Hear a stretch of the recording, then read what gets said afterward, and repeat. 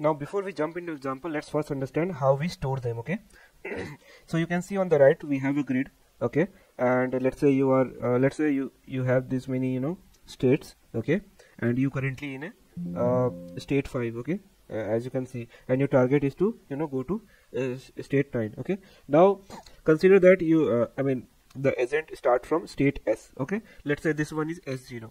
Okay, state S0. Okay, now you take a action 0, so it will be represented as A0. So you are in state O, you are taking an action AO and going to an immediate reward RO. Okay, and you end up in state 1. So going from S1 to S0 to S1, you will have your action O, immediate reward, and from which state you are coming. Okay, so your episode will look like this. Okay, so at first step you have your state 0, which is your current state, let's say 5. Your action will be go to left, let's say this one, you are going from 5 to 2, so it will be A0. Your reward is -1, so from 5 to 2 you are going, so it will be your immediate reward will be -1. And similarly you will go around other states, and this is how, like a tuple, it will be stored. Okay, let's say this is your final state. Okay, 9, and this will be called as your target state. Okay, or you can say terminal state, where you will stop. Okay, and there is also one terminal state, that is let's say you have a border, or you have a blockage. Let's say you are going from 2 to 3, but it is blocked. Okay, that time the game will stop. Okay, because it is a terminal step that you have moved in, because after that there is no any state that you can move on. So that's why either you have reached your goal state, after that nothing will happen, and either you have in terminal state. Okay, now let's say you want to calculate the total reward from state 2. Okay, so that what it will be, so it will be R2 plus R3 plus R4. So R3, R4 are the future rewards, R2 will be the immediate reward. So like I said, if you move from 5 to 2, it will be called as immediate reward. Let's say later on you are moving to 3, so that will be your future reward. Okay, so this is how we basically store all the action, all the state and reward, immediate rewards. Okay, now let's understand with an intuitive example. So we have since we have already seen this example in Python, it will not be hard to understand it theoretically. Okay, theoretical is important because you know the practical example, but you don't know the theory, and you know the theory but you don't know the practical example. So both are advantage and disadvantage, so we have to learn the both. So we have learned the practical, we have to learn the theory also. So let's understand how we define everything. Okay, so first of all, like I said,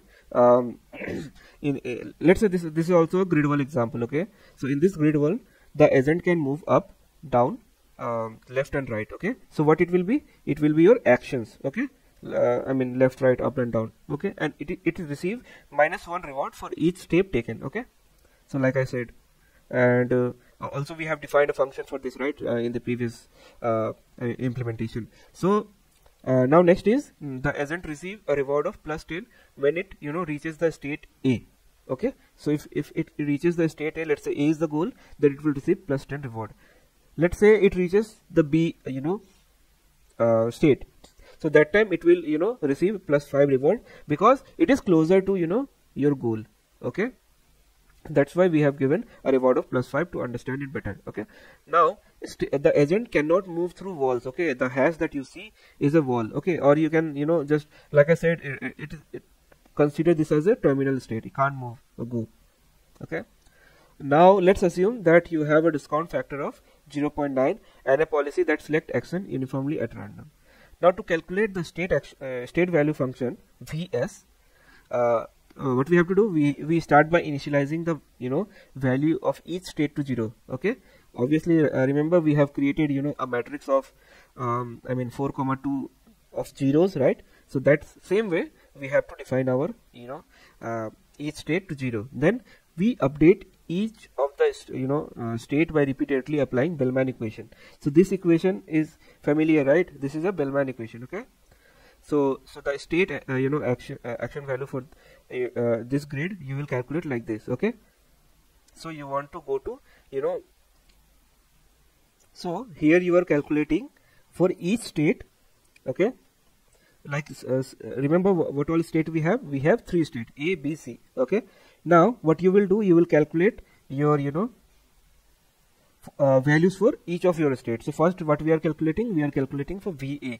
Okay, and you will put the formula, your future reward, gamma value, all the states you have, and so for this example, you see, right, I mean the formula. So basically we start with a state S0, let's say, I mean somewhere, okay, in this grid, and we have 3 states A, B, C. Okay, and each with the probability of 0.25. We assume that the agent take action A, I mean wherever it is, from wherever state it is. Let's say here it, I mean our currently agent is staying. Now he wants to go to state A. Okay. Now and what we have to do is we have to calculate the expected value, okay, for each of the state to reach A. Now to do this we use Bellman equation, okay, which says that the value of state is equal to the immediate reward plus the discounted value of next state. In this case the immediate reward is 10, as you can see, for going to state A.